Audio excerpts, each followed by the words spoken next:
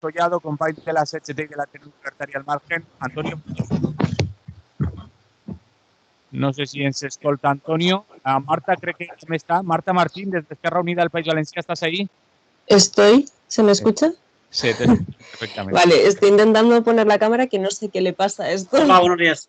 Vale, muy bien. Antonio también está ya por aquí.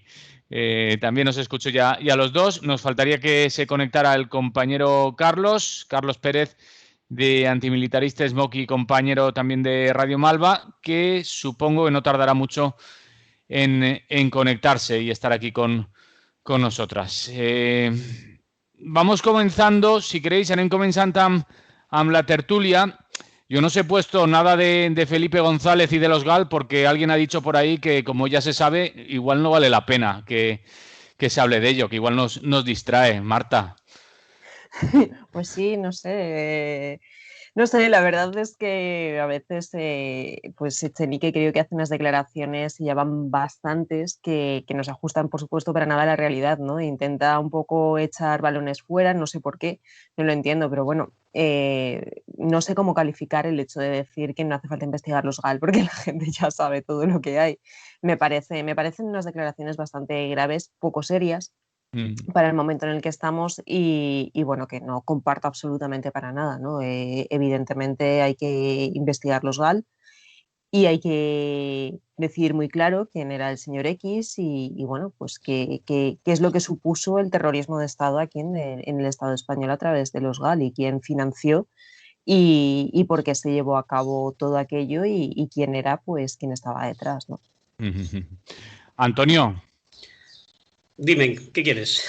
¿Tú crees que vale la pena hablar de los GAL? ¿O todo el mundo lo sabe ya, lo que fue? No lo sabe todo el mundo. Y además, aunque lo sepa todo el mundo, hay que seguir hablando y hay que seguir aclarando todo lo que sucedió en aquella época. Claro, si hace un tiempo nos decían que el PSOE era el partido de la cal viva, pues yo creo que hay que seguir investigando todo aquello. Todas las persecuciones, las ejecuciones extrajudiciales, la formación de un grupo armado terrorista de extrema derecha que mató a varias personas y realizó atentados, y que todo eso estaba financiado por dinero público, por los fondos reservados. Y ahí ha quedado muchísimo por aclarar. Estuvieron el Vera y el otro y Barrio Nuevo y tal ahí eso, pero había mucho más que tirar de la manta, y sobre todo quedaba el señor X, que como lo de M. Rajoy estaba clarísimo quién era, pero se tiene que demostrar y se tiene que aceptar, y el PSOE tiene que depurar su responsabilidad. No puede ser que ahora los mismos que nos decían que había que censurarlo de la cal viva, pues ahora no digan que, como ya lo sabe todo el mundo, pues no se investiga más, ¿no? Al contrario. Yo creo que esa etapa tan negativa, tan nefasta de la historia de este país, se tiene que revisar y se tiene que poner todo clarito, igual que estamos revisando pues la época de la dictadura, la época de durante la guerra, las injusticias y los atropellos que se cometieron, aunque haya pasado mucho tiempo, que no es tanto, porque en historia los años no cuentan como en nuestra edad propia, ¿no? Eso se tiene que saber y tiene que quedar claro. Hasta ahí podíamos llegar. Y sobre todo cuando aún queda gente viva, que tanto de testigos como de responsables. Están diciendo, no juguemos ya lo del año 36 porque ya han muerto todos. Bueno, aparte de que no han muerto todos y que da igual porque esa cuestión se tiene que revisar, en este caso sí que viven la mayoría de los que estaban implicados en el GAL. Y hay familiares de víctimas y hay muchísima gente que quiere que se sepa y se reconozca lo que ha pasado. Y claro, también se tendrá que indemnizar a las víctimas de los asesinatos y de la gente que injustamente pues sufrió torturas y detenciones en aquellos tiempos de forma arbitraria y extrajudicial. Eso no se puede quedar así. Lo diga Pablo Iglesias o su porquero. No se puede quedar así. Aunque aparezca por ahí también la figura de este señor que se quiere ir a la República Dominicana a vivir. Su majestad. Bueno, está un poco mayor, le dan esas tonterías, pero parece que sí, que sigue con sus tácticas y sus amoríos y eso. Y también va a salir, evidentemente. Claro, es que esa persona sabe mucho, ¿eh? De hecho, de jovencito pues ya estaba designado para ser el sucesor a la corona, es decir, que se saltaron el ordenamiento normal, si es que se puede aceptar que haya monarquías y que eso se herede y tal, pero bueno, incluso siendo tan benévolo y tan generoso y aceptándolo, de ninguna manera le tocaba a él, y de ninguna forma tenía que ser Franco el que designara al que iba a restaurar la monarquía en este país. Ahí eso también es otra anomalía, es otra anormalidad que se ha cometido en este país, y el rey juró los principios y seguir todo lo de Franco y tal. No es que fuera un hombre rupturista que bueno, ha muerto Franco y ahora yo lo hago todo al revés y anulo esa época y tal. No, él era continuador y él juró toda esa doctrina y que lo iba a seguir y tal. Entonces, aparte de su papel discutible y muy discutido en la noche del 23F, ¿no? Que nos lo han presentado como un héroe que nos salvó, y parece que nada de eso. Ya se comentaron cosas en su momento, hay libros escritos, hay artículos, y desde luego su papel es bastante oscuro. Y luego ya cuando se ha sabido lo de el comercio de armas, las comisiones que se lleva por las obras faraónicas que se están haciendo en Arabia Saudí y en otros sitios, pues bueno, la verdad es que hay mucho que saber también sobre este personaje. Y bueno, bien está ya que se haya empezado a quitar los cuadros y los títulos de honor y las avenidas y todo eso. Es decir, si es una persona tan negativa para la sociedad y tan mal ejemplo, pues tiene que desaparecer, pero también se tiene que averiguar todo lo que ha pasado, se tiene que investigar, y no es una figura intocable, aunque nos hayan dicho que sí, que todo lo que haga el rey, sea en desempeño de sus funciones o sea en cuestiones personales, que eso no se puede tratar porque eso está protegido. Bueno, pues estará protegido porque queréis protegerlo, pero no porque no se tenga que hacer justicia y saberse cuáles han sido sus actuaciones y cuáles sus errores. Marta, ¿quieres decir algo de este señor? Bueno, yo creo que esta señora además que tenía muy claro que iba a reinar y reinar, y lo tenía muy claro desde muy jovencito, y así se lo dejó de claro a su hermano, ¿no? Yo creo que él desde sus 18 años o antes ya tenía bueno, en mente, le habían estructurado la cabeza pues de una forma muy clara. Entonces, evidentemente, justicia, memoria, justicia y reparación siempre. Y que hay quien caiga, o sea, se llame Felipe González, se llame Juan Carlos de Borbón o se llame como se llame, ¿no? Entonces, yo creo que nada justifica el hecho de que esa parte de la historia del Estado español no se cuente o no se quiera investigar o no se sepa, porque hay otras cosas más importantes, ¿no? Precisamente es que en muchas ocasiones nos encontramos delante de cierta problemática social, de cierta problemática histórica, de cierta problemática bueno, pues que la gente a lo mejor de este Estado no entiende ciertas cosas, es porque no se ha contado la historia realmente como ha sido y el porqué de muchas cosas, ¿no? Y entre ello pues tenemos al señor de los elefantes y al señor X de los GAL, por ejemplo. Molt bé, no sé si voleu afegir alguna més al voltant d'este cas, si no anirem ben també el que va traspassant també a la informació pública, també a banda d'aixòs papers de la CIA, perquè ara s'està parlant d'això per una desclassificació de papers de la CIA. No sé si voleu afegir alguna més o anem entrant amb els altres temes que teníem apuntats per així. Antonio, Marta. Sí, bueno, si acaso añadir que estamos hablando de una persona a la que le estamos pagando, que tiene un retiro bastante digno, ¿no? Y nos está costando tanto él como sus múltiples descendientes, pues un dineral. Entonces no es una cosa ajena o un señor que ya se ha retirado de su trabajo y vive de sus ahorros, ni muchísimo menos. Los ahorros son de todos nosotros, ¿no? Por lo que ha mangoneado y por la corrupción y por todo eso. Entonces lo estamos tratando a cuerpo de rey, valga la ironía, ¿no? Y por tanto es responsable y tiene que prestar cuenta de todo lo que hace ante las comisiones que se creen para juzgarlo o ante los tribunales o lo que proceda. Si están diciendo que la justicia es igual para todos y nos da tantísima risa, pero bueno, pensemos que es verdad, pues entonces se tiene que aplicar también con los de arriba, no solamente con los de abajo. Porque para nosotros sí que sabemos que la justicia es dura, inexorable y vamos, no puede subir de ella, pero ellos lo hacen con mucha frecuencia, siempre. Molt bé. Marta, ¿algo más que añadir en Trump?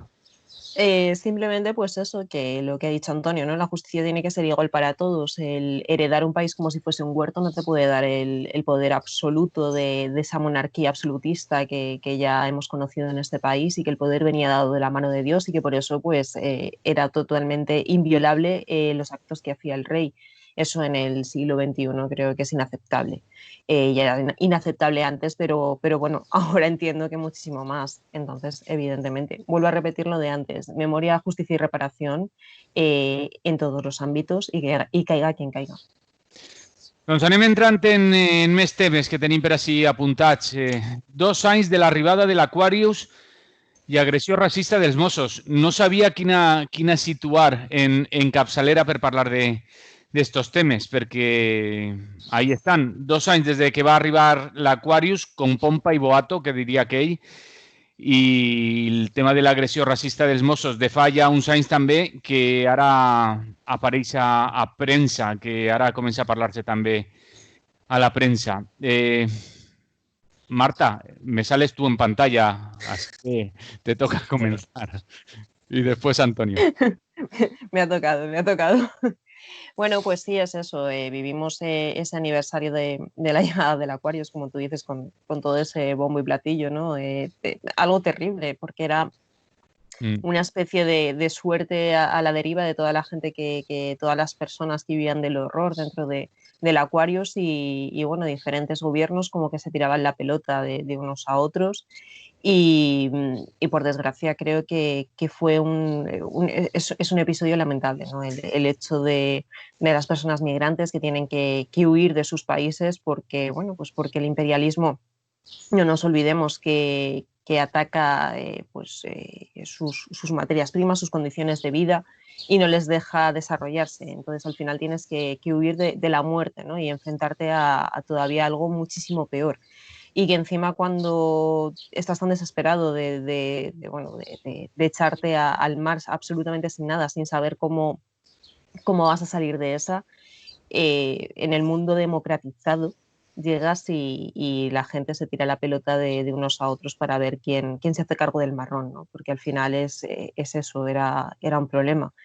Se decide que finalmente que atraque aquí en el puerto de Valencia. Y bueno, pues al final se recibe a la gente, la extrema derecha pues por ahí recibiéndolos también a su manera, ¿no? Y bueno, pues la verdad es que un episodio lamentable y que no solo es el Aquarius, es que es a diario. O sea, a diario tenemos a gente que huye de ese horror, que huye de la muerte, que huye de la guerra, provocada por las grandes democracias. Y bueno, pues eso, no solo el Aquarius, sino que el Aquarius, temas como el Aquarius los tenemos día a día y es algo que por desgracia creo que la gente naturaliza de una forma tremenda. Bueno, pues el Aquarius en ese momento, como fue bastante mediatizado, pues la gente se da un poco más cuenta, ¿no? de lo que podría ser, pero claro, es lo que digo antes, a diario pasa lo mismo que pasaba con el Aquarius y la gente pues no lo desconoce absolutamente porque los medios de comunicación no lo tratan o simplemente dan las cifras, ¿no? Es terrible cuando escuchas algún tipo de noticia y te dice, no, pues hoy ha llegado una patera a las costas de Cádiz con X personas dentro y han muerto tantas, o se les recibe pues como se les recibió en Tarajal, a tiro limpio y ahogándose en el agua. Entonces creo que bueno, por desgracia tenemos todos los días muchos Aquarius y que es algo que de lo que hay que hablar y que hay que contar el por qué tenemos tantos Aquarius, ¿no? De que es que los países democratizados, entre comillas, vuelvo a decir, vamos a esquilmar los recursos y las materias primas de los países en vías de desarrollo y bueno, en ese sentido pues da igual entrar a sangre y fuego, ¿no?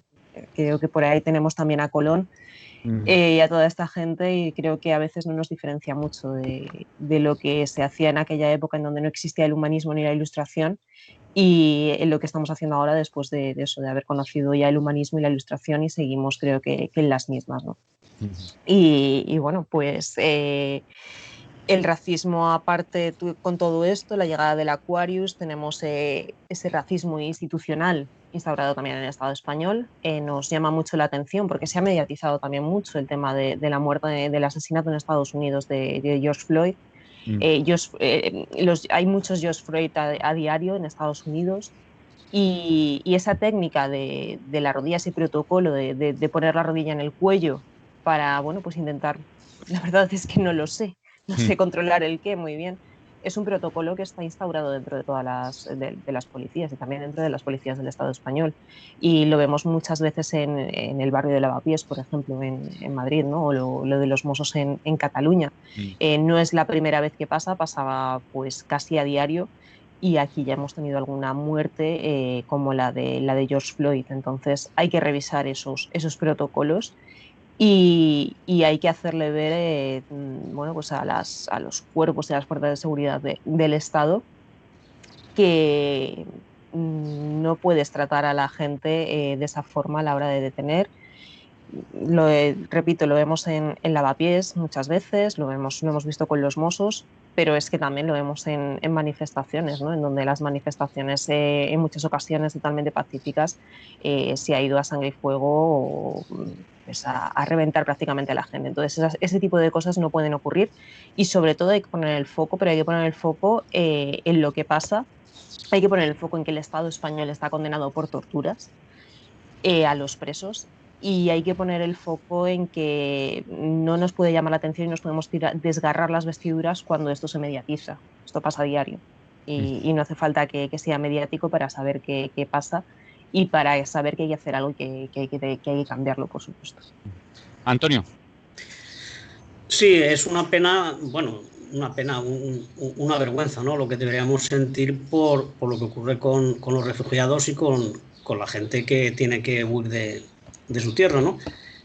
Que sigue produciéndose, como dice Marta, y como todos sabemos, tristemente, de vez en cuando se hunde alguna patera o hay barcos que también se van al fondo del mar o otros se consigue rescatar a parte de la gente que venía, pero es una tragedia diaria. Pero no le hacemos caso, salvo cuando es una cifra ya muy dramática o cuando, por lo que sea, adquiere notoriedad informativa, como fue hace 2 años el caso del Aquarius, ¿no?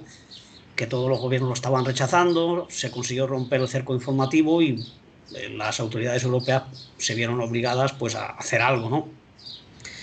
Fue España la que salió o le dijeron que saliera a cogerlos, ¿no? Y como todos sabéis, pues su llegada a Valencia fue pisada urbi et orbi, ¿no? Y muy comentado y bien. Han pasado 2 años y no se ha conseguido normalizar la situación de estas personas, varios centenares, pero bueno, no es una cantidad excesiva para un país como España, dado que hubo algunos que prefirieron irse a Francia o buscarse la vida cerca de sus familiares, pero los que quedaron aquí se ha solucionado el problema de 4. En primer lugar, se les dio un permiso provisional para que estuvieran aquí, pero luego eso se les ha caducado y se han quedado en el limbo, ¿no? sin tener derecho a nada. Y me sorprende que se retuitee tantos comentarios de que en cuanto llegan les dan una casa y les dan una paga y no sé cuántos, que ojalá fuera verdad, ¿no? Ojalá se normalizara así a la gente. Porque también estamos hartos de oír informes de que efectivamente esta gente aporta más de lo que recibe, ¿no? Por su trabajo y por su participación en la economía de los países, aportan mucho más de lo que reciben, ¿no? Pero ni aún así, y sabiendo que sociedades como la de Alemania o economías también como la española en los próximos años van a necesitar cerca cada una respectivamente de 1 millón de trabajadores foráneos, que todavía mantengamos esos comportamientos racistas y no se normalice la situación de estas personas. Derecho a vivienda, en fin, lo que tiene cualquier ser humano por el hecho de serlo, ¿no? Da igual donde haya nacido y el color de tu piel. Eso lo decimos mucho, es como un mantra, pero no se cumple. Y no se cumple precisamente por quienes estarían obligados a cumplirlo y a difundirlo, a enseñar a la gente a que lo cumpliera, que son pues la gente que gobierna. Es decir, el que haya un componente racista en la sociedad es un drama y hay que combatirlo y no se puede dar un paso atrás en la defensa de los derechos y en contra del racismo. Pero que desde las autoridades, desde las instituciones, se tomen medidas, se realicen acciones que son y deben ser calificadas de racismo, eso es lo que no se puede permitir, ¿no? Y claro, el que se trate así a los migrantes, que se les pida los papeles sin ningún sentido, que se les agreda antes de preguntar, que se les detenga de forma violenta hasta causar la muerte o heridas graves, eso no se puede permitir y las autoridades tienen que ser mucho más ágiles a la hora de depurar responsabilidades. En el caso de los Mossos se decía que no podían apartarlos, sí que pueden apartarlos de su puesto a la espera de lo que se diga judicialmente, pero sí que se puede. Lo que no debemos de permitir es que las cosas queden impunes, que con un traslado o con una amonestación se zanjen comportamientos absolutamente inaceptables en los cuerpos de seguridad o en cualquier funcionario. Por tanto, no se pueden tolerar, por muy aislados que sean los casos, que no son tan aislados. Recordemos que aquí en Valencia también murió un inmigrante en el CIE de Zapadores, no hace tanto, y que en Lavapiés, en barrios de Barcelona, en Andalucía, en Canarias, se están dando constantemente actuaciones bastante que pueden encajar en delitos de racismo y de odio. Y no solamente, como digo, por la gente de la calle, que ya es también triste y condenable y tal, sino por autoridades, por cuerpos de seguridad, es decir, gente que tiene que tener un comportamiento intachable, que a la mínima tiene que ser apartado de su cargo porque implica que no lo está cumpliendo bien y que encima está saltándose las leyes, los derechos humanos y cantidad de cosas, que parece mentira que la Unión Europea presuma de ser vanguardia de todos los derechos y libertades, y lo que está haciendo con los refugiados y con los inmigrantes pues no tiene nombre. Yo creo que eso lo tenemos que hacer mirar y aprovechar circunstancias como estas de los aniversarios para recordarlo. Pero claro, parece que poca gente lo hace. Sí que cuando llegó el Aquarius salió en todos los sitios, pero el que estén todavía por ahí dando vuelcos y sin papeles y sin derechos, eso ya no es noticia y ya no sale casi en ningún sitio. Menos mal que hay gente que lo recuerda y hay medios que no lo echan en el olvido, pero las grandes televisiones y los periódicos y todo eso, esas cosas pasan desapercibidas. Y por eso, por lo que no estamos de forma permanente reivindicando estos derechos y apoyando a toda esta gente, ¿no? Que, como digo, nosotros ya lo hemos insistido cientos de veces, ¿no? Pero somos un país de migrantes, somos un país de gente que ha venido de cualquier sitio a ganarse la vida, a aportar aquí su cultura y su esfuerzo, y por tanto el que tengas una piel o tengas otra no significa nada. Todos somos seres humanos, y más ahora en una sociedad globalizada donde estamos, que todas las cosas que usamos y la ropa que llevamos y cualquier objeto, cualquier idea, pues no ha nacido todo aquí. Normalmente suele ser de fuera. Estamos interrelacionados de tal forma que solo hay una cultura y hay una humanidad que es la que está en todos los sitios. No sirven las fronteras y cada vez menos. Vem que està connectat també per així ja Carlos Pérez, d'Antimilitaristes.mo, company de Radio Malva. Carlos, ¿seguís ahí? ¿Estás ahí? Sí, estoy aquí, no sé si me oís bien. Sí, te escoltem allà un poc lluny, però se escolta. ¿Y ahora qué tal? ¿Qué tal? ¿Hola?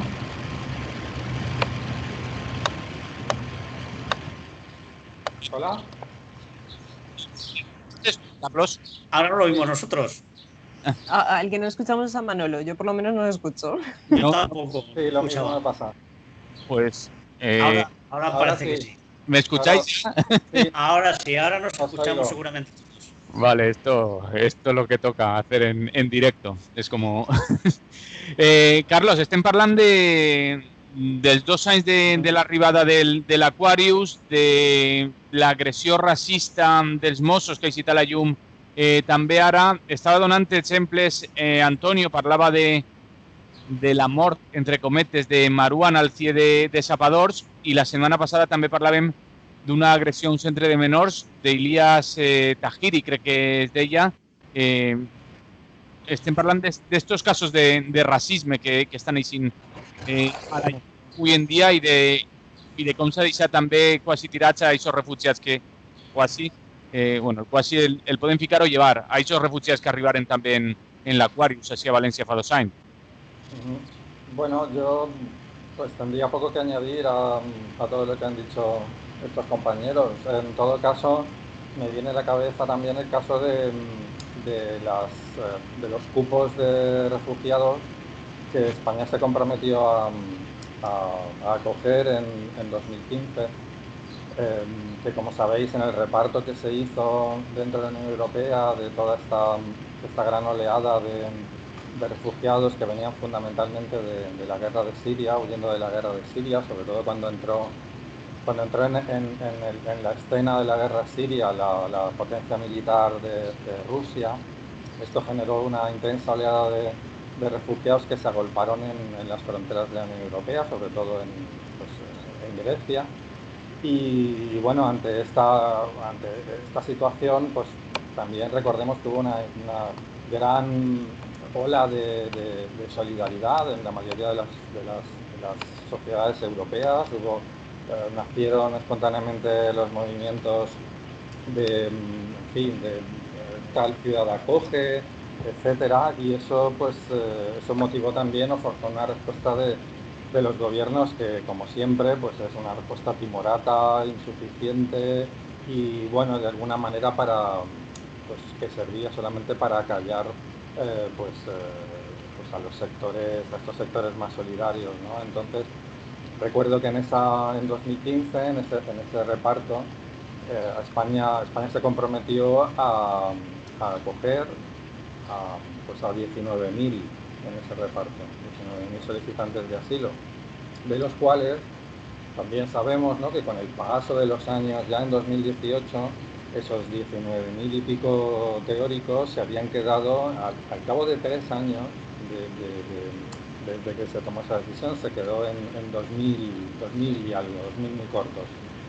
Bueno, esta cifra que fue denunciada, sigue siendo denunciada por organizaciones, ¿no?, de la sociedad civil, por colectivos, por instituciones europeas incluso, motivó que incluso el Tribunal Supremo español pues condenara al Estado español por no cumplir ese acuerdo que, según la sentencia del Supremo en ese momento, era vinculante y obligatorio.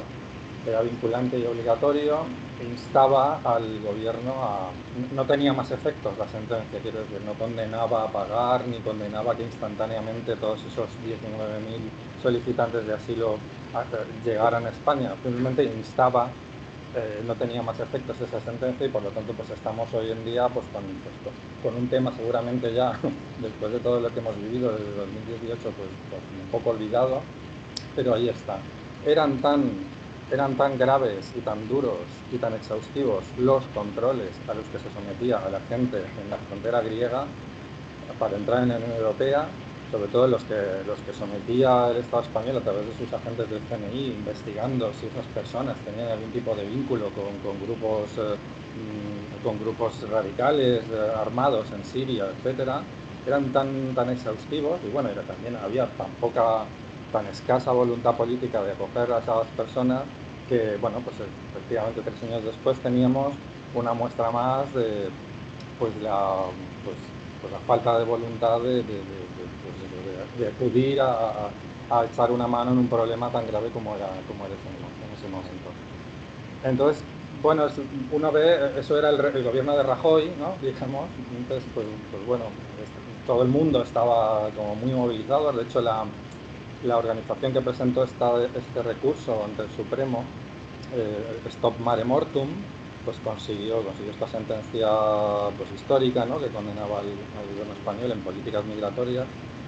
Pero pues hoy, efectivamente, como habéis comentado antes, y yo tengo ahí poco que añadir, pues cumplidos 2 años de la acogida, del Aquarius, con todas estas personas rescatadas de la muerte en el mar Mediterráneo, después de ser rechazadas en Italia por el entonces gobierno de Matteo Salvini, que vemos, ¿no?, un poco como cuando tenemos un malo en la película, cuando el discurso oficial puede poner un malo en la película, lo que hagan nosotros, que somos los buenos, pues luego no tiene gran importancia, podemos hacer lo que nos dé la gana. Y aquí tenemos, ¿no?, llega el Aquarius con gran bombo y platillo mediático, como habéis señalado, y una vez se apagan los focos y desaparece el escenario, pues esa gente desaparece totalmente del radar y a día de hoy, pues como hemos podido ver en algunos medios de comunicación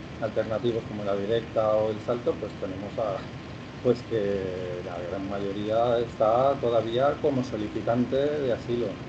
Eso, los que tomaron la poco meditada decisión de solicitar asilo en el Estado español. Pues yo no digo que sea mucho mejor, pero desde luego los que solicitaron asilo en el Estado francés, pues ahora la mayoría tienen reconocidos ese estatuto. Y aquí tenemos pues eso, un porcentaje ínfimo que además en su gran mayoría se ha resuelto en contra, es decir, los solicitantes de asilo han recibido una respuesta negativa a su solicitud de asilo, por lo tanto están en una situación directamente ya irregular y podrían ser deportados. Y el resto pues sigue esperando con su tarjeta roja, ¿no? Con su tarjeta roja de solicitante de asilo, esperando a que el Estado español pues les diga si son refugiados de guerra, si son refugiados climáticos. Y bueno, vemos pues lo que se ha convertido, especialmente en los últimos años, la política española, que es una especie de espectáculo televisivo permanente, donde pues se puede instrumentalizar a cualquier persona, a cualquier grupo de personas para construir un relato mediático que legitime el gobierno de turno. Tenemos desde luego, yo creo que el gobierno actual el actual o el anterior provisional, después de la moción de censura, podría dar un máster en manipulación y en creación de relatos mediáticos, porque vemos efectivamente cómo han pasado 2 años y no hay prácticamente voces críticas al respecto. Eso es mi reflexión. El tema del racismo policial es algo que, en fin, pues que podemos invadir. Eso lo viven personas de carne y hueso todos los días en todas partes, ¿no? Es especialmente dantesco el caso de la violencia policial en Estados Unidos, pero otras, digamos, todos unos grises desde el puro asesinato, ¿no? hasta la violencia cotidiana, la denegación de auxilio, como he comentado, todo este tipo de cosas, la cacería humana que provoca que a la gente le dé un infarto y se muera solamente porque estaba ganándose la vida en la calle. En fin, son formas diferentes del mismo infierno que viven estas personas que vienen aquí, y como no obtienen ningún reconocimiento de su ciudadanía, pues están viviendo, podríamos decir, en una pura dictadura. Es decir, no tienen los mismos derechos, las mismas libertades que puede tener una persona, digamos, que por haber nacido aquí, pues tienen carne de identidad que dice ahí que es español, ¿no? Entonces, pues es indignante, vivimos en un sistema que es estructuralmente racista. Es decir, mientras existe una ley como la ley de extranjería, y lo hemos dicho muchas veces, ¿no? Mientras existe una ley como la ley de extranjería, pues estamos viviendo en un sistema estructuralmente racista. Y bueno, la ley de extranjería que posibilita los CIEs, que posibilita lo que pasa dentro de los CIEs, etcétera, etcétera, esos agujeros, ¿no? del llamado Estado de Derecho, del llamado Español. Y poco más que añadir al respecto.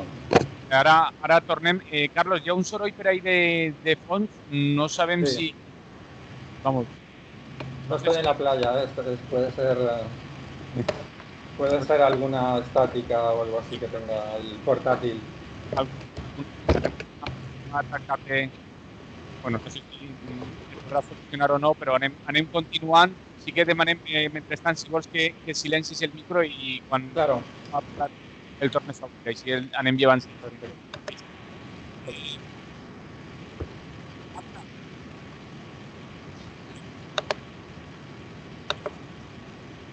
Ahora te hemos vuelto a perder, Manolo. ¿Habéis vuelto a perder?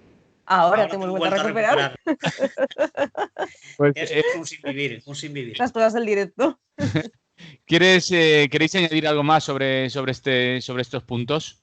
Marta, tú primero. Yo simplemente, recordar, ¿no? que el racismo institucional parece que nos llega ahora de nuevas, pero creo que no debemos olvidar nombres como el de Lucrecia Pérez o el de Samba Martínez. Lucrecia Pérez fue asesinada en el año 92 a tiros, además, pues por las balas que se utilizaron a 9 milímetros son las típicas que se utilizan dentro de la policía, de uso policial o de uso militar, y pues su asesinato quedó impune. Y el de Samba Martínez en el CIE, ¿no? En el CIE de Aluche, es otro de esos casos que ocurrió en 2011, en el cual se le desatendió médicamente, no se hizo caso a sus llamados y al final terminó pues muerta en el CIE de Aluche, en ese agujero negro, como ha dicho antes el compañero, como ese agujero negro que son los CIE. Entonces, que no se nos olvide que esto no viene de ahora, esto viene desde hace mucho, y ese racismo institucional está, está sentado en nuestro Estado desde hace mucho tiempo. Antonio. Si acaso señalar que el gobierno español está muy criticado por organismos internacionales y por grupos de derechos humanos por lo mal que gestiona el tema de las solicitudes de asilo. Aparte de que rechazan muchísimas, que estaría justificado, que sí que se lo merecen, sí que tienen que acogerlas, es que es muy lento y entonces muchísima gente se pasa meses y meses y meses esperando que le sellen el papel para que diga que puede residir aquí, después de aportar un montón de pruebas que demuestran que está perseguido por cuestiones de guerra, por ideas, por un montón de cosas que son, por los derechos humanos, está reconocido que le corresponde ser acogido en cualquier país, ¿no? Merece el asilo político, ¿no? Pues ni aun así, ni aun siendo un perseguido político y teniendo todas las cosas en regla, actúa con la celeridad que sería normal, ¿no? Por eso hay gente que llega aquí refugiada y dice, no, prefiero hacer la gestión en otro país europeo, ya sea Francia o Alemania, que sea, porque por lo menos lo hacen más rápido y lo hacen bien. Aquí es un desastre y no atienden, quizá por falta de personal o por falta de interés, no solucionan los problemas de solicitudes que se plantean cada año. La mayoría se queda sin resolver y se van acumulando, ¿no? Entonces, pues también un tirón de orejas, porque eso requiere una celeridad extrema, ¿no? Porque hay gente que está en situaciones familiares y personales dramáticas, entonces no se les puede tener aquí meses esperando un papel o un sello que te va a permitir, pues, alquilar una casa o poder trabajar o cualquier cosa que una persona normal necesita, ¿no?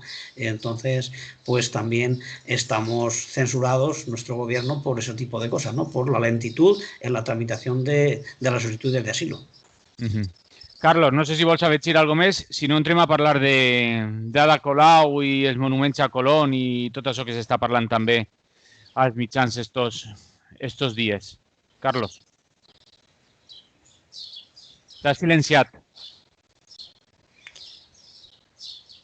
No, doncs pareix ser Igual no s'oye.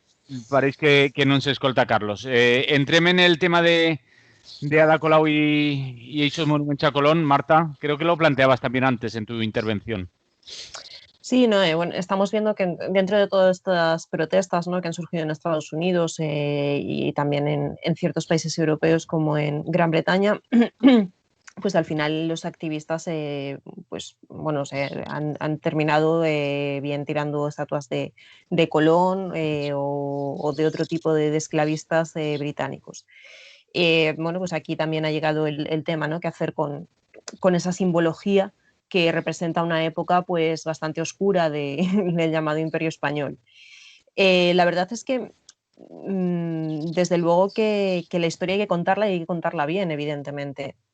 Entonces, creo que no habría ningún problema en retirar la estatua de Colón o cualquier otra estatua que simbolice lo que era aquella época. Pero creo que hay que hacerlo y contándolo bien, ¿no? Contando qué es lo que hacía ese imperio español cuando llegaba a saquear los recursos y las materias primas de otros países. Y bueno, ¿qué era aquella época? Aquella época en la que no existía el humanismo, en la que no existía la Ilustración, en el que se entraba sangre y fuego, y ya no solo el Imperio Español, sino el de Gran Bretaña o mismamente pues el Bélgica en su momento, etcétera, etcétera.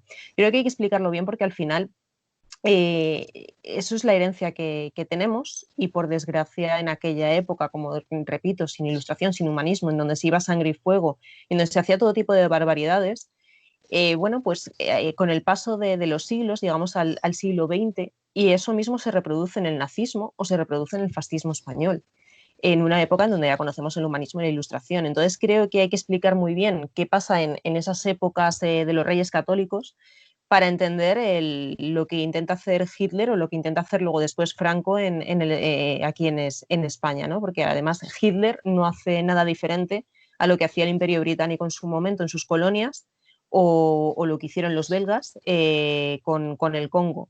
Lo que pasa que es que Hitler lo hizo ya a nivel europeo y ahí es donde vemos de nuevo ese racismo, ¿no? Lo hizo con europeos y lo hizo con blancos. Entonces, por eso llama tanto la atención y por eso, evidentemente, pues ese terrible, ¿no? La humanidad, esto no puede suceder, ¿no? Pero es que lleva sucediendo muchos siglos en otras colonias y, bueno, pues se obviaba o se naturalizaba o se decía que eso era algo de la época. Y sí que es verdad, claro que es algo de la época, pero no porque sea algo de la época no podemos dejar de decir que aquello estaba mal y analizarlo pues como se debe de analizar, ¿no? En una época en donde prácticamente se vivía de una forma absolutamente bárbara y los pueblos bueno, pues que vivían,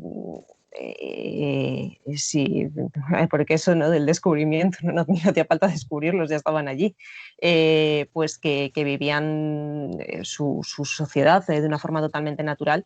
Llegábamos el resto de imperios pues eso, a masacrar, a imponerles nuestras costumbres o la religión.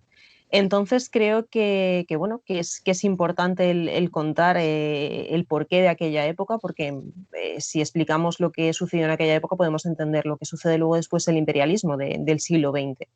Y de ahí ya nos podemos plantear el hecho de decir, bueno, pues a lo mejor no tenemos que tener estatuas de Colón o de cualquier otro personaje que simbolice la barbarie de aquel entonces, ¿no?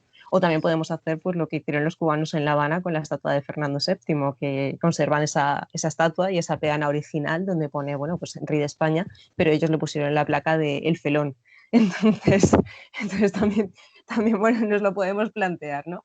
Pero desde luego que sí que es verdad que creo que hay que explicar el por qué bueno, pues el por qué a lo mejor se pone el foco ahora en figuras como Colón o como los Reyes Católicos o como cualquier otro tipo de esclavista británico, y como también se debería poner el foco en personajes como George Washington, que parece que pasan un poco desapercibidos, ¿no? de la historia de Estados Unidos, pero que no nos olvidemos que era un señor que tenía plantaciones de algodón trabajadas por esclavos, o el mismo Abraham Lincoln, que es el que sí que firma el hecho, parece que el fin de la esclavitud, pero realmente, bueno, es una decisión política o económica por la época, ¿no? Porque realmente lo que pensaba Lincoln era, bueno, en los estados donde la esclavitud está instaurada vamos a dejarlo, vamos a intentar que no se propague a los demás por un tema económico, pero no por un tema de convicción ni un tema de derechos humanos, evidentemente.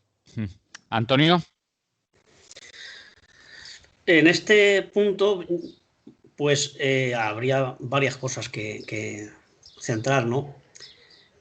Es cierto que Colón pues no es una de las mejores figuras de la historia de la humanidad, pero claro, si empezamos a tirar estatuas van a quedar muy pocas, porque no habría que parar en Colón, habría que seguir, ¿no?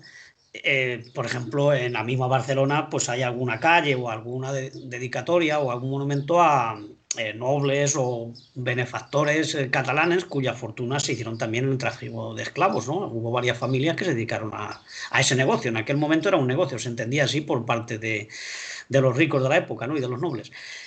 Y siguiendo por ahí, pues podemos empezar a tirar generales y militares y cosas de estas, porque casi todos mataban gente, como era normal y natural en las guerras. Tanto la conquista de Mallorca como la de Valencia, pues no se hicieron a base de diálogo y cosas de estas. Es decir, que no se deben haber hecho tantas estatuas, ¿no? Por temas religiosos, porque hay gente que no tiene esa religión o no tiene ninguna, temas militares, evidentemente todos han sido unos sanguinarios, el tema de los reyes, es decir, que hay una profusión de estatuas que no nos la merecemos. El problema es dónde ponemos el límite, ¿no?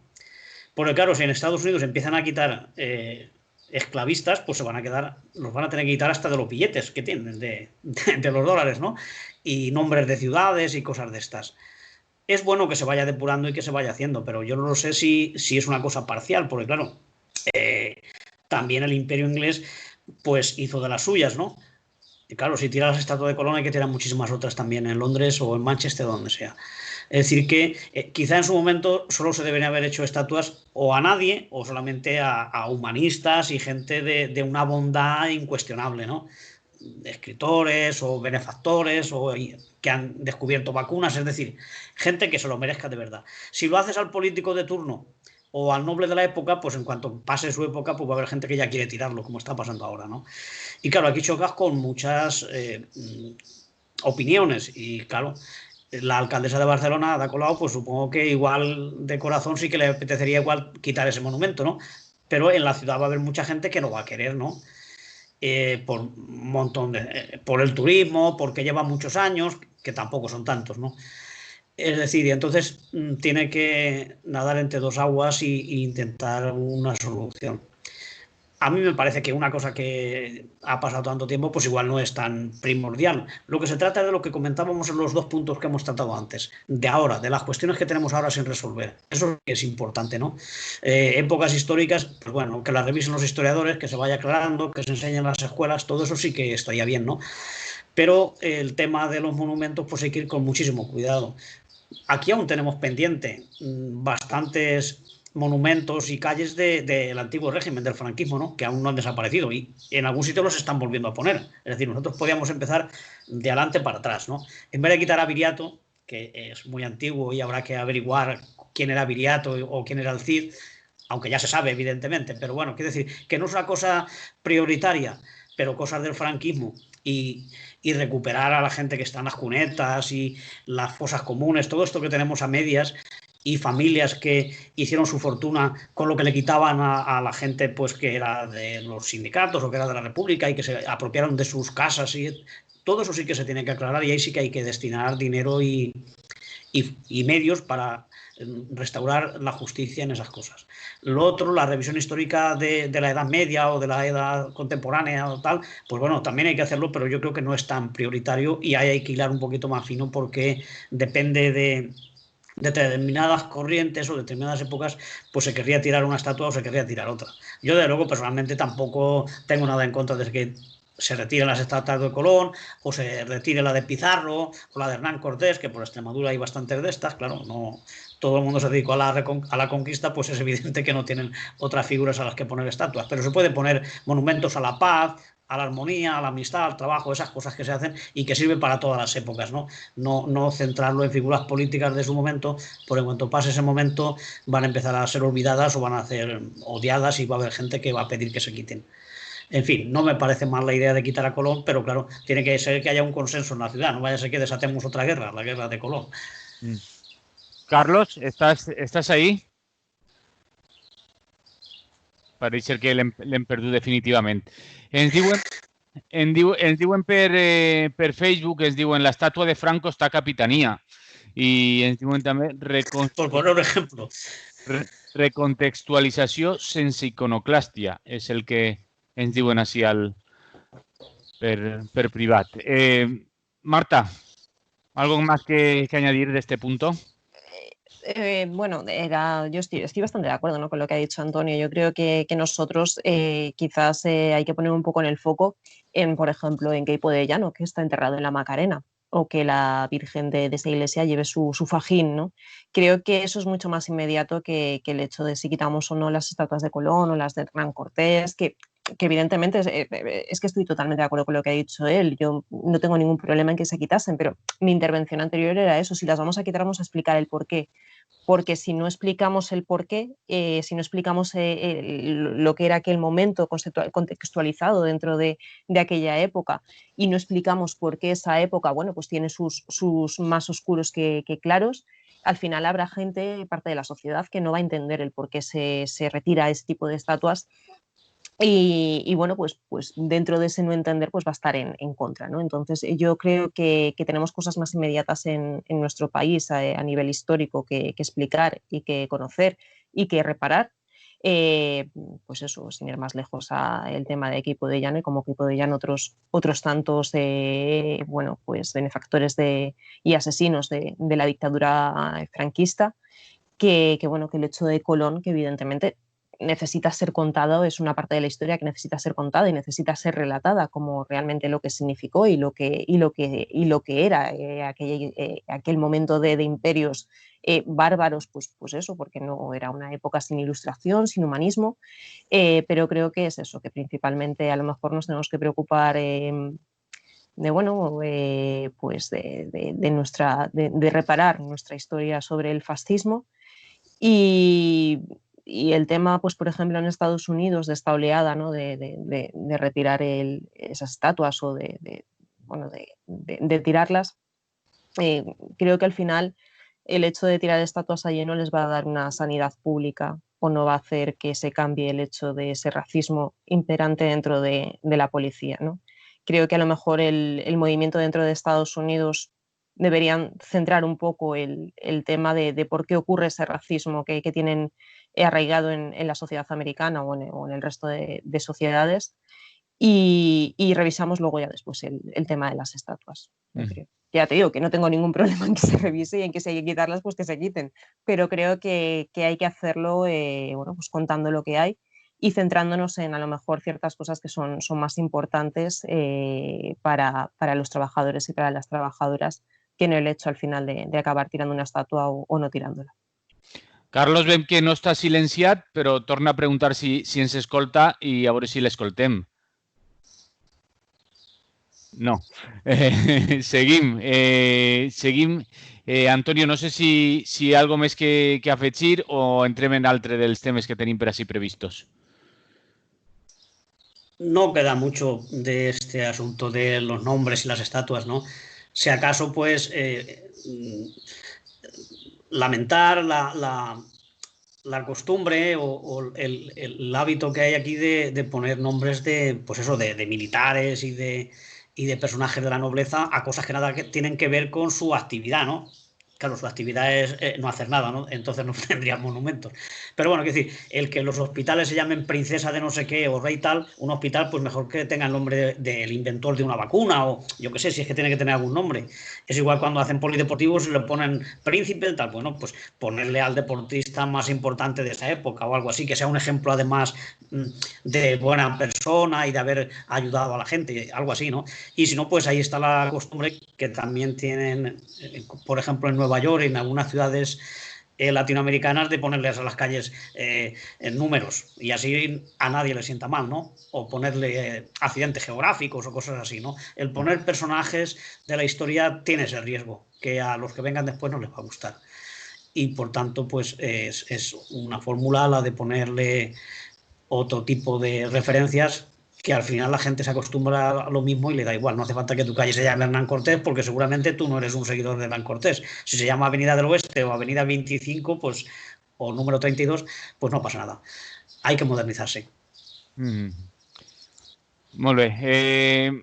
Entrem en altre punt, si voleu. Anem entrant en el següent punt que tenim per així apuntat, que diu el següent: 3.000 milions d'euros en armament, enguany el mateix que l'ingrés mínim vital. És el següent dels punts que tenim. Y Marta, te vuelve a tocar, que ha acabado de hablar ahora Antonio. Como a Carlos no le escuchamos, te vuelve a empezar.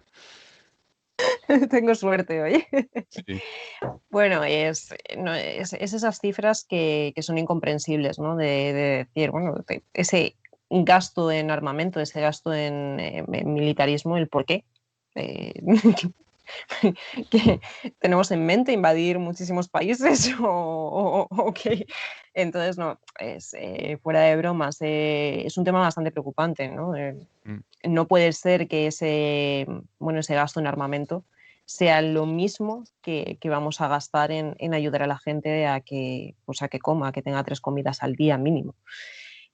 Creo que es algo que hay que revisar, pero bueno, claro, entramos ya dentro del negocio de las armas y el negocio de la guerra, que es el principal negocio del capitalismo a día de hoy, ¿no? Sin esas guerras, sin esas invasiones imperialistas, ¿de quién van a comer países como Estados Unidos o mismamente en la Unión Europea? Entonces nosotros, como miembros de la Unión Europea, miembros además de la OTAN igual, pues participamos de ese tipo de gasto militar, porque además es algo que también se nos exige, ¿no? El estar en la OTAN y el estar dentro de la Unión Europea te exige que tienes que hacer un gasto armamentístico al año de X cantidad de dinero. ¿Para qué es eso? Para que las empresas armamentísticas, que al final son muchas de las que mueven aquí el cotarro, pues puedan seguir teniendo esas inversiones y aquí el negocio de la guerra se siga practicando. Entonces creo que es algo terrible, creo que es algo que por supuesto deberíamos de revisar y que es algo, yo creo que inaceptable, ¿no? De hecho, además creo que lo hemos visto con el tema de la pandemia. veíamos imágenes del ejército en ciertas partes del estado que llegaba como El Salvador, pues en las residencias o en otros sitios, ¿no? Para el tema de desinfectar, etcétera. Y yo no, bueno, pues evidentemente no voy a quitarme cierto mérito o no que pueda tener la UME, yo no me voy a meter en eso, pero creo que esa sobrevaloración que se ha hecho de ese trabajo que puede realizar otro tipo de estamentos dentro del Estado, como son, por ejemplo, los bomberos, bueno, pues creo que se ha hecho pues no sé, se ha contado la historia y se ha hecho algo muy, muy grande de un hecho que no tenía por qué ser así, ¿no? El hecho de, hemos visto imágenes, la verdad, que creo que nos podíamos haber ahorrado, ¿no? Es como la UME en Navarra, formando en una plaza y con el himno español de fondo, en plena pandemia, creo que no tiene mucho sentido.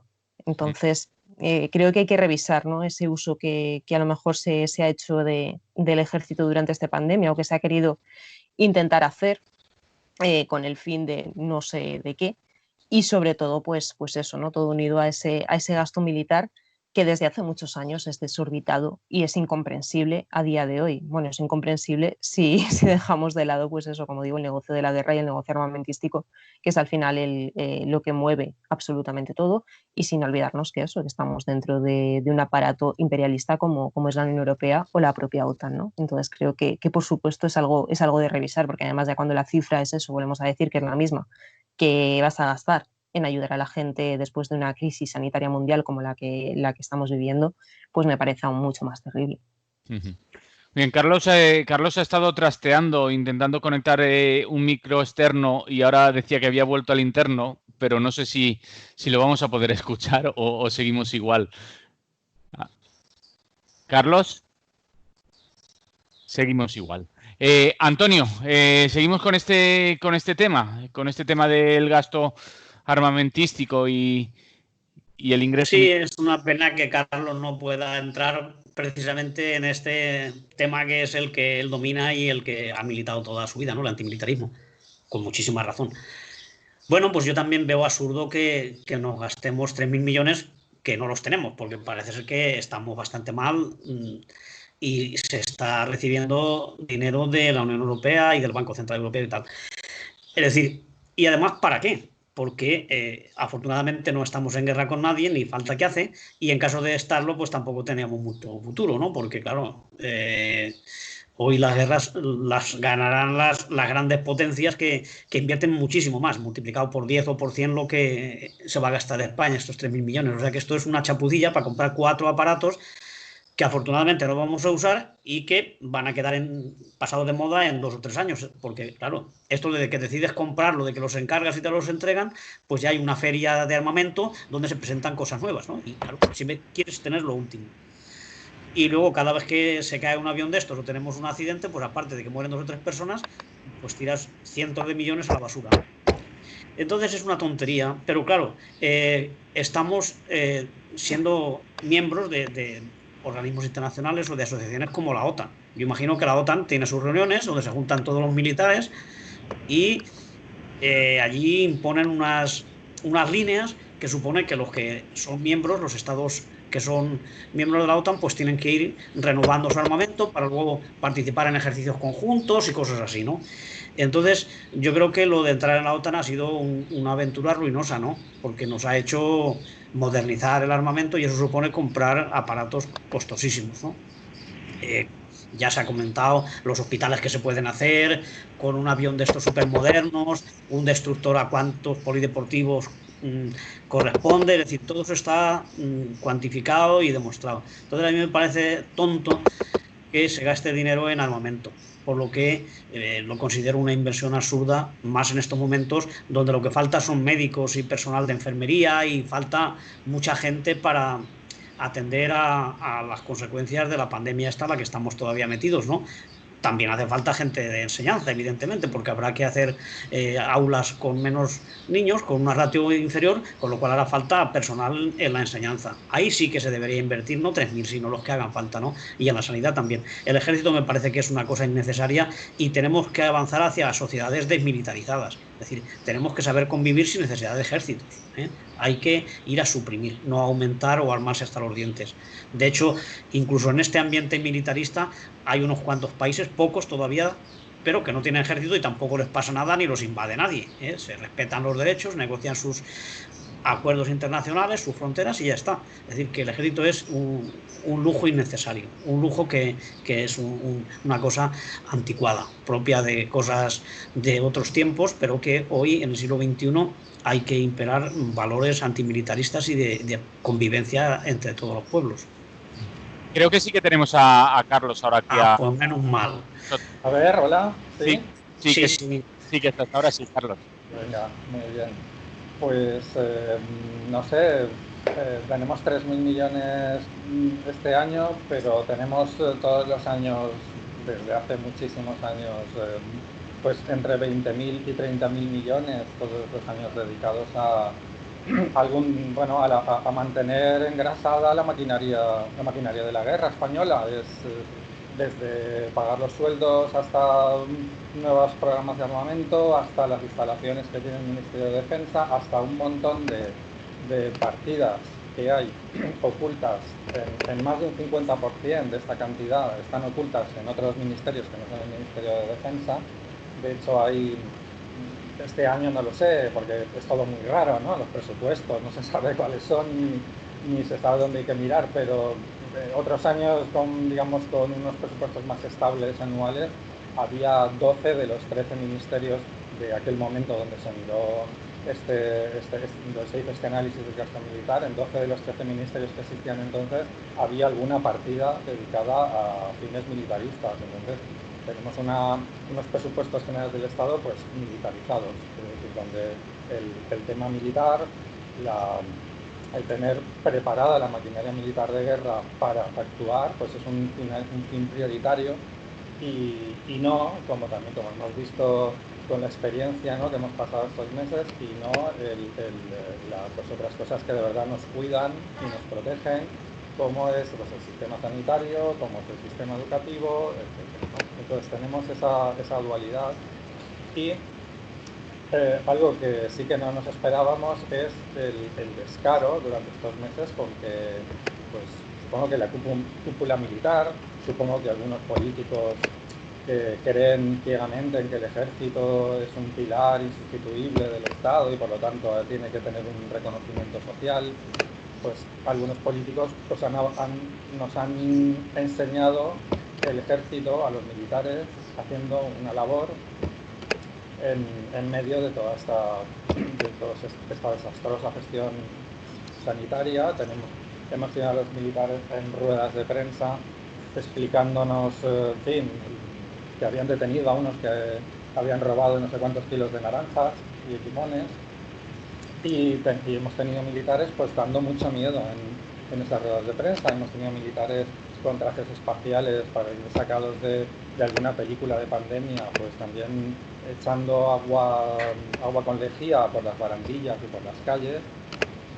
Hemos tenido militares también patrullando y casi ejerciendo labores de tipo policial, cosa que normalmente está vedado, pero hemos estado a punto de, porque creo que se ha parado a tiempo, no sé quién lo ha hecho, pero creo que ese amago de que de repente los militares tuvieran también funciones policiales, pudieran patrullar, pudieran detener a gente, pudieran identificar a gente, todo eso ha quedado un poco arrinconado a última hora. Pero sobre todo tenemos una gran función para que la gente viera que en una situación de crisis seria el ejército sigue teniendo una función. Es decir, para que demostrar a la gente que el ejército no es una cosa obsoleta, que lo es, no es una cosa que ligada a la guerra, que lo es, viendo sus principales inversiones en material, pero claramente que son sistemas de armamento que no sirven para repartir chuches, para amenazar, matar, destruir. Es decir, eso se llama guerra hace un siglo o dos y ahora. Es decir, se trataba de demostrar que el ejército tiene una función en una crisis como las que pueden pasar hoy y las que pasarán. Entonces, yo creo que ha habido una gran función, un gran relato mediático construido alrededor de la utilidad de la utilidad del ejército para funciones no militares. Y eso pues ha tenido diferentes fases. Una fase era la presencia exasperante y nauseabunda continua en ruedas de prensa de militares y de uniformados. Otra es esas imágenes de militares haciendo actuaciones puntuales y muy mediatizadas en determinados lugares. Vamos, lo mismo que ha estado haciendo la UME en las grandes crisis, digamos, en las inundaciones, en los incendios, ir a hacerse las fotos con un gran despliegue mediático, desaparecer porque realmente no contribuyen con su esfuerzo de una manera significativa a la respuesta a estas emergencias. Y luego el tercer acto es, bueno, el tercero, no es el último, es esa encuesta también que vimos en medios muy progresistas y muy izquierdas como La Sexta, ¿no? Que vimos que el ejército pues era una de las instituciones en esa encuesta, una de las instituciones más valoradas en cuanto a la utilidad que había tenido durante la crisis. Ese ha sido el tercer acto, y el último acto es del que estamos hablando aquí ahora. Es, pues, una vez demostrada nuestra utilidad, una vez demostrado que somos una institución con un prestigio social, pues ahora vamos a pedir unos 3.000 millones para poder seguir manteniendo esto en marcha, esta maquinaria militar. Entonces, forma parte, yo creo, que de toda una campaña que no ha tenido ningún sonrojo en utilizar pues una crisis como la que ha sucedido para sacar rendimientos, para sacar réditos políticos y de imagen, porque, pues, oye, quieras que no, pues el ejército español siempre va cojeando un poco de esa pata de la legitimidad social, porque pues no nos acabamos de olvidar de su pasado dictatorial, golpista durante los últimos 200 años, entonces pues siempre padece de esos problemas de legitimidad. Y a la hora de pedir dinero, pues no digo que naturalmente que se le cierre el grifo, pero sí que tiene, digamos, un techo. Lo que puede pedir, pues los aumentos de gasto militar que se pueden hacer en el Estado español, pues tienen un límite que a lo mejor en otros lugares, pues que no tienen estos problemas de legitimidad social del ejército, pues digamos que son más proclives a aumentar el gasto militar en la medida que lo van solicitando los militares. En fin, tenemos ahora mismo un ciclo de armamento antiguo en el que estaban incluidos el avión de combate europeo, el Eurofighter, los carros de combate Leopard, las fragatas F-100. Tenemos ese ciclo de armamento que es alucinante, pero ya es antiguo, pero ha sucedido desde los primeros 2000 más o menos. Armamento que ya pues ha sido superado, ¿no? Pues esto es como los ordenadores, como la informática, como las televisiones, ¿no? De repente, pues en 10 años ya quedan obsoletas. Parece que con el armamento, quien iba a decir, pues también sucede. Y ahora ya tenemos a la cúpula militar y a los gobiernos militaristas y a los partidos militaristas, que desafortunadamente son la mayoría, digamos, en el arco parlamentario, la mayoría absoluta en el arco parlamentario, pues tenemos ya de alguna manera el cóctel preparado para un nuevo ciclo armamentístico donde se van a solicitar inversiones en armamento nuevamente. Y ya conocemos los mecanismos antiguos. Es difícil que se repitan porque ya han recibido toques y algún palo por parte del Tribunal de Cuentas. Ese mecanismo de yo te doy el ingreso con interés cero, o sea, te estoy subvencionando a ti, industria militar, para que produzcas estos carros de combate, y luego, negocio redondo, sabes que yo te los voy a comprar, el Estado. Entonces, ese mecanismo parece que está bastante cuestionado, pero algo, pues desgraciadamente me temo que algo se inventarán para seguir engordando las compras y la factura del armamentismo en el Estado español. Desde luego, pues bueno, yo lo que sí que veo, por fortuna, es cada vez más, veo en medios sociales que no son típicamente antimilitaristas, sí que veo un poco más de pelea, un poco más de crítica, un poco más de bronca al respecto de estos negocios turbios del militarismo. Y obviamente, pues como antimilitaristas, totalmente coincidimos con Antonio en que esto no es el camino que hay que seguir. El camino que hay que seguir es, pues, la progresiva desaparición de esta institución, que es una institución de la violencia, que es una institución dedicada a la guerra, por mucho que en este tipo de crisis pues se vista de seda, ¿no? Y se ponga el disfraz de bombero o se ponga el disfraz de protección civil.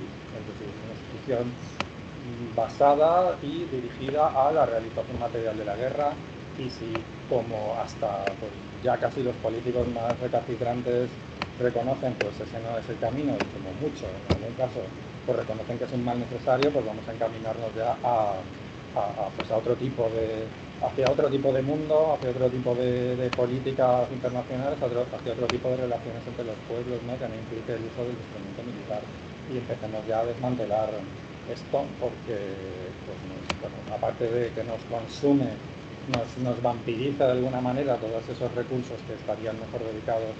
Es que me parece curioso, perdonad, es que estamos hablando del ingreso mínimo vital, pero en ningún momento en los altos estamentos del Estado se ha planteado, digamos, sacar esos ingresos, ese volumen, ¿no?, de dinero que hace falta del presupuesto militar.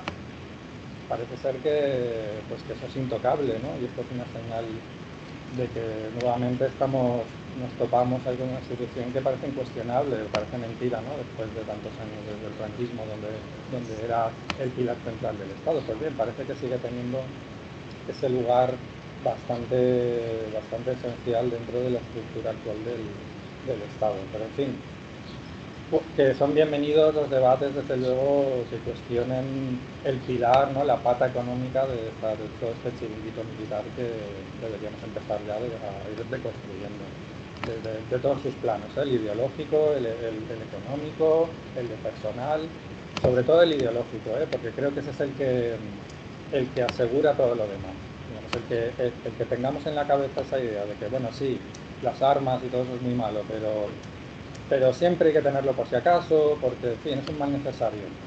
Si no atacamos esa idea, ¿no?, tan extendida socialmente, pues vamos a tener un ejército y gasto militar para rato. Y eso era, más o menos. Ahora no te digo, Manolo. No te oímos. No. Nadie te oye. Sí, porque me había bajado. Estaba hablando. Te había bajado el volumen. Estaba hablando yo solo aquí en la habitación. Decía que no sé si quieres añadir algo más sobre este punto.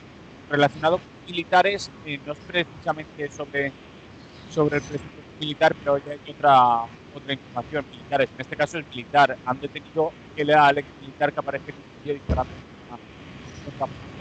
del gobierno. La información que hay. ¿Y queréis decir algo sobre esto también, aunque sea de forma breve? Marta. Justamente lo estaba pensando yo cuando estabais hablando, ¿no? Digo, es que no solamente en este caso de el que practicaba tiro con figuras, fotografías de políticos actuales, ¿no? Es que en casi todos los grandes casos que ha habido tanto de violencia machista como de crímenes racistas y tal, siempre hay algún miembro de las Fuerzas Armadas, o bien retirado, como es este caso, o en activo, como la Manada y como cuando Lucrecia, es decir, que el ejército transmite unos valores que no son nada compatibles con la libertad y con los derechos. Es una cosa, claro, es la jerarquía, es el culto a la fuerza, al hombre y a las armas y a obedecer, y un poco unas ideas autoritarias y pasadas de moda, ¿no? Entonces, no es solamente que nos cueste 3.000 millones en este caso y los 20.000 que decía Carlos, es que transmite a la sociedad unos valores, unas cosas que son muy peligrosas para la convivencia, ¿no? Y totalmente innecesarias. Y también un poco iba a añadir en un cartel o en una foto que sigue por ahí, que a raíz de lo de la pandemia decía, si hay militares trabajando en cuestiones sanitarias y de higiene es porque falta personal de esos ramos, de esas profesiones. Entonces, en vez de hacer militares que luego los vamos a poner a limpiar o a atender a enfermos, creemos hospitales, tengamos médicos y tengamos enfermería, ¿no? No hace falta que transformemos a los militares, que no lo van a hacer igual, ni van a ser igual de profesionales, cuando lo que podemos hacer es dotar de personal en esos servicios públicos que sí que de verdad son útiles y necesitan gente. El ejército, como ya también ha dicho Carlos, es una cosa a desaparecer y a superar. Afortunadamente estamos en otros valores, en otros tiempos. Precisamente hoy que se concentraban las compañeras de limpieza sanitaria para exigir un pliego de condiciones dignas, ahora que que estaba hablando de esto, Antonio. Una concentración que por lo visto ha habido bastante. Sí, yo también he visto ya la foto y ya se ha hecho, sí. Marta, ¿quieres decir algo de este punto? Nada, simplemente es un poco reiterar, ¿no?, en lo que ya hemos dicho. Bueno, pues el gasto que se hace en armamento y en el propio ejército, pues creo que a día de hoy es totalmente innecesario y debe de ser revisable. Lo que pasa es que, claro, para revisar eso, pues tenemos que empezar a revisar qué hacemos dentro de la OTAN y no sé yo si estamos por la labor, ¿no? Pero creo que es algo necesario. No nos olvidemos que dentro del territorio del Estado español tenemos asentadas bases americanas en donde es territorio americano. Y así se determina, pues, por los acuerdos que tenemos dentro de la OTAN y bueno, eso creo que es algo incomprensible. Y reiterar sobre todo qué es el ejército en este país, ¿no? ¿Quiénes son los mandos del ejército en este país? Bueno, pues siguen siendo los de aquella época fascista, la mayoría. No se ha cambiado eso y así, bueno, pues es lo que se desprende de lo que es el ejército a día de hoy, que sigue siendo ese cuerpo, bueno, pues con esos tintes de fascismo dentro, como estamos viendo, como ya ha dicho Antonio, ¿no? Cada vez que vemos últimamente pues amenazas a ciertos políticos ahora de que estén dentro del gobierno o no necesariamente, al final está detrás algún tipo de militar pues, retirado o incluso llega a estarlo en activo, ¿no? Y es aplaudido y jaleado por los grandes mandos del ejército, esos mandos del ejército en donde en su academia de Zaragoza, no nos olvidemos que ahí entran pues, chavales con 18 años, hasta hace nada seguía estando la estatua de Franco a caballo. No nos olvidemos que además esas mismas instalaciones son las que crea Franco en su momento y se siguen utilizando sin haber explicado y sin haber resignificado absolutamente nada de aquello. Entonces, pues bueno, llegamos a tener una crisis como la que estamos viviendo y creo que se ha aprovechado la coyuntura para, bueno, pues para lanzar al ejército a la calle, dar esa sensación de unidad dentro del Estado. Y la verdad, lo que decía Carlos, ¿no? Yo recuerdo esas primeras imágenes de las ruedas de prensa ahora durante la pandemia, durante el confinamiento, con esos uniformados y decías, madre mía, la verdad es que yo las primeras imágenes que vi en ese momento acongojaban un poco, ¿no? Y decían, yo me planteaba, ¿esto es absolutamente necesario? Bueno, pues creo que es que el mensaje que se intentaba mandar era ese mensaje subliminal, ¿no? Y bueno, pues ese intento de decir, mira, el ejército para lo que sirve y mira, gracias a que tenemos al ejército, parece como que los salvadores al final de la pandemia, ¿no? Cuando los que han estado luchando en primera línea de batalla contra el virus han sido los sanitarios y las sanitarias, poniendo todo de su parte, sin medios. Y bueno, pues que mejor estarían esos 3.000 millones de euros o más destinados a los servicios públicos. Lo que pasa que, bueno, en ese sentido ahí la Unión Europea es donde pondría trabas, ¿no? Si nos gastamos 3.000 millones de euros en armamento, la Unión Europea no nos dice absolutamente nada, pero si los gastamos en servicios públicos, la Unión Europea pues ya habla de recortes y de todas estas historias. Entonces yo creo que, claro, hay que replantearse qué hacemos principalmente qué hacemos dentro de la OTAN y para qué sirve la OTAN, que no es ni más ni menos que un ente imperialista.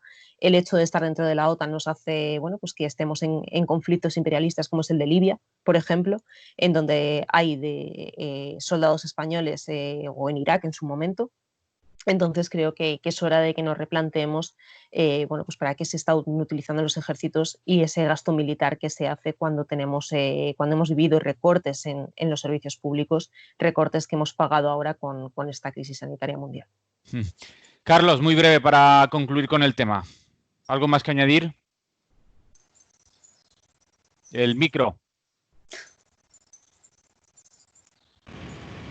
Sí, pues ¿qué tal ahora? Pues poco más que añadir, decía. Yo creo que sí, hay otras, el papel que ha tenido el ejército en esta crisis, pues también tiene que ver con o sea, no solamente es la función esta o la operación esta de marketing de vamos a aprovechar esto para recaudar o para tener más, o sea, que la gente acepte pues, estos aumentos de gasto militar, sino también ha tenido un papel de disciplinamiento social, es decir, el hecho de ver a unos señores uniformados altos mandos militares en una rueda de prensa, pues eso acongojaba mucho y llamaba un poco a obedecer, ¿no? Todo lo que en esas ruedas de prensa se nos decía. Entonces ha sido también una utilización a nivel de imagen, a nivel de tener a la gente pues bien disciplinada y haciendo lo que las órdenes que emanaban de la delegada. Un ruido por ahí que no sé si es mío. Pues que también hay a recordar, aparte de estatuas y cosas obsoletas y de otros tiempos, de otras cosas que hay todavía en los cuarteles militares, también recordar que en la situación actual, después de algunas elecciones generales que hemos vivido con partidos ya declaradamente ultraderechistas, Perdemos a Carlos. ¿Hola? Carlos, ¿Hola? sí, te escuchamos, Sí. pero se entrecorta y te... Sí, no sé, ahora qué tal. Vamos a acabar, si quieres, con lo que estás diciendo y a ver si conseguimos escuchar. No, bueno, esto que decíamos, ¿no? Que analizando la composición del voto en los lugares cercanos a cuarteles militares, como por ejemplo la Academia de Suboficiales de Trem, o en otros lugares donde digamos que la presencia de una instalación militar condiciona muchísimo la composición social de ese pueblo, de ese lugar o de ese barrio donde hay un cuartel de la Guardia Civil. Y bueno, pues entonces en los datos desglosados de voto en esos lugares, en esos barrios, en esos distritos, se veía claramente donde la presencia de un cuartel de la Guardia Civil o la presencia de un cuartel militar, el caso de Marines o el caso de Vétera, hacía que, bueno, se veía una presencia muy fuerte de partidos como Vox. Entonces, cuidado, porque también al mismo tiempo tenemos el ejército como un polo de atracción hacia personas con ideologías basadas en, pues eso, en la ley y el orden, en la fuerza, en el culto a la violencia y cuidado porque tenemos también eso en funcionamiento, no solo en el ejército, sino también en los distintos cuerpos policiales. Entonces eso creo que, me acuerdo que hace unos meses, sobre todo después de las últimas generales, lo empezamos a analizar, pero bueno, esto ha sido después del terremoto que hemos vivido, creo que todas esas cosas se han quedado un poquito en el aire, pero yo lo recuperaría porque es muy significativo. Esto no es, en el ejército no entra, digamos, una distribución uniforme ideológica o de maneras de pensar en la sociedad, sino que entran gente con una composición mental muy determinada y muy orientada hacia estas cosas que tira muy claramente, que está corrida claramente hacia la ultraderecha. Entonces esas son las Fuerzas Armadas, esa es la composición que tenemos en las Fuerzas Armadas, no solo en la cúpula, que entiendo que claro, que son herederos de, y que como aquí, pues como ni en las fuerzas de seguridad ni en el ejército se ha producido ningún tipo de, en fin, de transición o de cambio o de revisión o de nada, simplemente ha habido una continuidad desde el franquismo hasta la actualidad.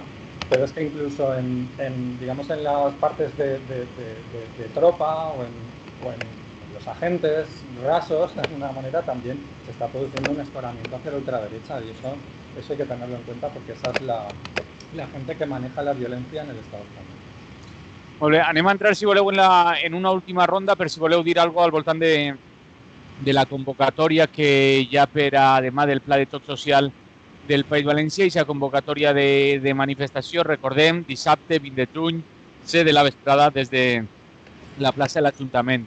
Fem una ronda, si voleu. Antonio, ¿quieres comenzar tú esta vez? Sí, por una vez voy a comenzar yo. Bueno, por una vez hoy, otros días he comenzado yo muchas.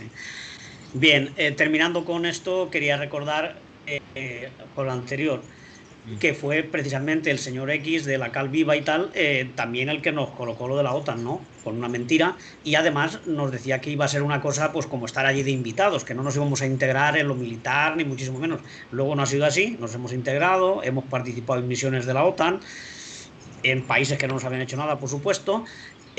Instalaciones del ejército de aquí, como Vétera y algunas otras, también se han incorporado a la estructura de la OTAN, con lo cual nos convertimos en potenciales enemigos de cualquiera que quiera atacar a la OTAN o que se quiera defender de la OTAN, y luego todos los gastos y el militarismo que eso conlleva. Hemos tenido jefes como Solana, de la propia OTAN, es decir, que hemos estado hasta las cejas. O sea que mentira todo lo que nos dijeron en este sentido y en todo lo demás, ¿no? La verdad es que nos mintieron muy bien y nos engañaron a todos. Bueno, pero la vida pasa y hay que seguir, como estaba diciendo, y detrás de la pandemia pues se está desatando una crisis que ya se estaba esbozando antes, no solamente por la pandemia, sino porque el capitalismo está en una fase bastante chunga, ¿no? Y como no quiere dejar de tener beneficios, pues está atacando y está reduciendo plantillas, con nuevas reformas laborales, con amenazas y todo esto, ¿no?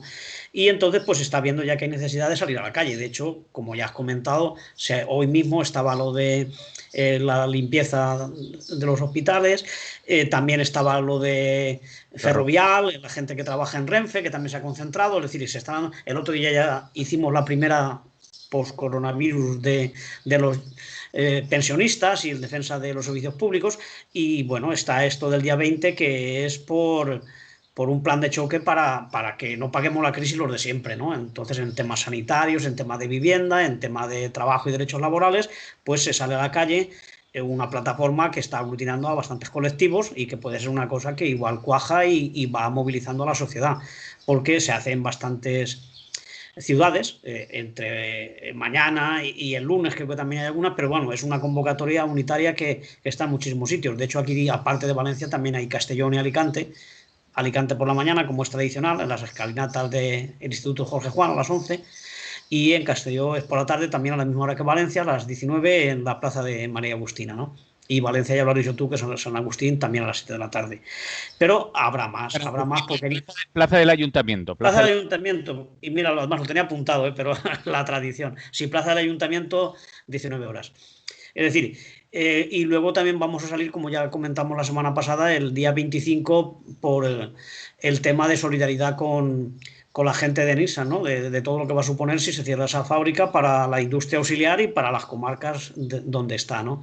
Entonces, eso será a las 11:30 del día 25 en la avenida de Tres Cruces, la avenida del automóvil que llaman en los anuncios, en el número 38 creo que es.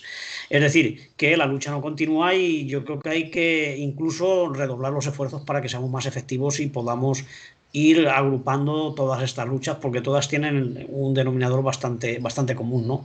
Que es defenderse de lo que se nos viene encima, aprovechando la pandemia, pues, y creyendo o pensando ellos que no va a haber respuesta, quieren meternos la puntilla, ¿no? En todos los derechos y no entender lo que ha pasado, ¿no? Es decir, porque se está apostando por lo mismo.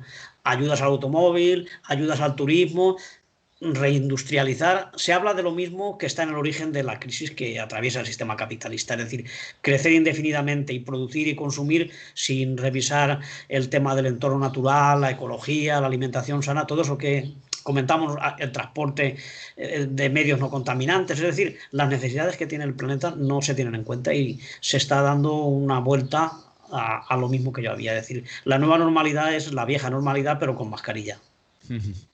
Marta. Sí, bueno, pues creo que es bastante importante, ¿no? Toda la movilización de este sábado, precisamente por eso, porque esta crisis que hemos vivido, la crisis al final, que es una crisis global del capitalismo desde hace ya bastantes años, sobre todo agudizada desde el 2008, no la podemos pagar los mismos, no la pueden pagar las trabajadoras en ningún momento, que es lo que ha pasado hasta ahora, ¿no? Recordemos que aquí en esta última crisis se le dieron más de 60.000 millones a los bancos, 60.000 millones que han desaparecido y que parece ser que nadie reclama, ¿no? Entonces, mientras se recortaba en servicios públicos, se recortaba en sanidad pública, se recortaba en educación pública, mientras se echaba a muchísimas trabajadoras a la calle, se precarizaba aún más los puestos de trabajo. Entonces, eso no puede volver, no podemos permitir que siga pasando a día de hoy ni que vuelva a pasar a día de hoy. Hay que derogar la reforma laboral, sí o sí. Y bueno, creo que lo que debería hacernos pensar esta crisis que estamos viviendo es cómo queremos salir de ella.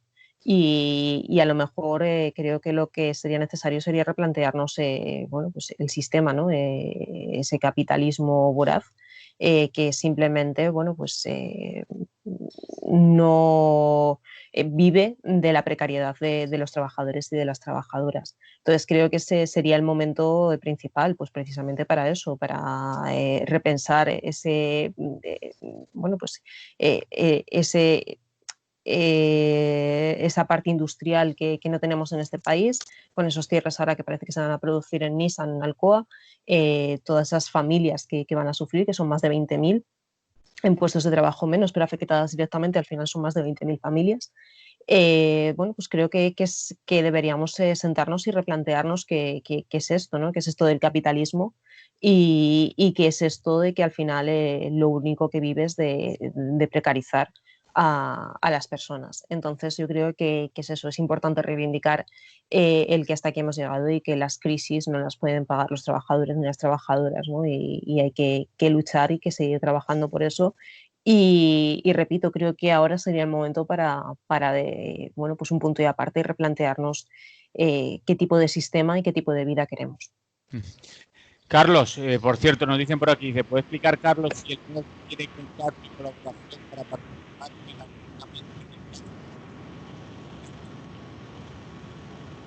No se oye, Manolo. No se te escucha, Manolo. Nada. Te has perdido otra vez. ¿Me escucháis ahora? Ahora, Sí, A ahora ver, sí. ¿se puede explicar, Carlos, si el MOOC tiene contacto y colaboración para participar pedagógicamente en el plan de choc social y hacer valer el antimilitarismo frente a instituciones cuando digan, por ejemplo, que no hay suficiente para toda la reconstrucción actualmente necesaria inmediatamente? Es lo que nos dicen por WhatsApp. Carlos, no sé si participáis o conocéis el plan de choc social desde Antimilitaristes MOOC. bueno, conocerlo, claro que lo conocemos.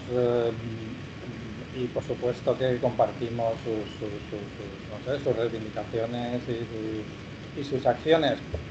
Que no estemos a lo mejor en esa lista de organizaciones, de colectivos que lo suscriben es una cuestión meramente burocrática. No está nuestro nombre, pero lo apoyamos y lo difundimos. Lo que no entiendo muy bien es el sentido de la pregunta, de cómo de hacer valer.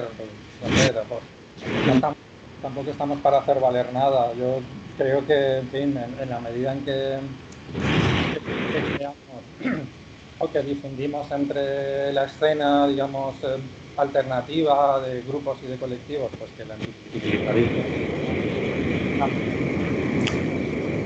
Te perdemos, Carlos, te perdemos. ¿Sí? ¿Y ahora? Ahora te escuchamos. Voy y vengo, ¿no? A mí también me llega un ruido muy extraño, pero bueno. Sí, como si estuvieras en la playa, como has dicho antes. Sí, con marejadilla, ¿no? Sí, exacto.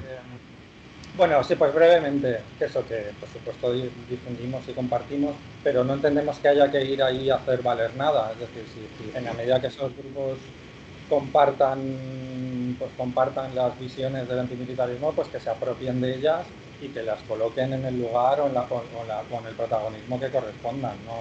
No tenemos más que decir. Es evidente que el militarismo detrae a nivel estatal, detrae pues esos 20.000, 30.000 millones todos los años. Entonces, fijaos si hay ahí en fin, recursos económicos como para afrontar un plan de choque social, ahí de sobra, me temo. Pero bueno, es el problema, que es que estamos hablando aquí y hay un gobierno llamado de izquierdas que, pues, por supuesto, en cuestiones relacionadas con el militarismo no se quiere meter, e incluso al revés, quiero decir, da vía verde al ejército para que mejore, para que lave, para que utilice una crisis como la que hemos vivido como una especie de lavandería de su pobre imagen. Entonces, por eso creo que aún estamos muy lejos y que bueno, que un gobierno nominalmente de izquierdas pues no significa necesariamente que vaya a tener más simpatías hacia las propuestas desmilitarizadoras, ¿no? Y eso es lo que creo que yo señalaría. Por supuesto, a nivel social pienso que sí que digamos, las propuestas de reconvertir todo este gasto militar, las propuestas de reconvertir la industria militar, las propuestas de ir restando poder, recortando las estructuras militares sí que tienen una aceptación, pues, bueno, aceptable entre la gente más consciente, más crítica, pero creo que todavía nos queda mucho camino para que esas propuestas lleguen hasta las cúpulas del 90% de los partidos políticos actuales, la verdad. Es así casi tengo que decirlo, lo siento. Doncs hem d'acabar ja la tertúlia. Ho deixem sempre així fins la propera. Marta Martín, des d'Esquerra Unida del País Valencià, Antonio Pérez Collado, des de la CTT i l'Ateneu Libertari al Margen, i Carlos Pérez, des de Antimilitarista. Desde la playa. Desde la playa. El privilegiado. Sí, habrá pillado. Pues dice que no puedes estar ahí mucho tiempo, que tienes que... Hay que dejar sitio a otro. Pues des d'Antimilitaristes i Ràdio Malva. Moltes gràcies. Salut i fins la propera. Gràcies. Salut. Salut. I un directe Ràdio Clara. Finalitzem així el divendres de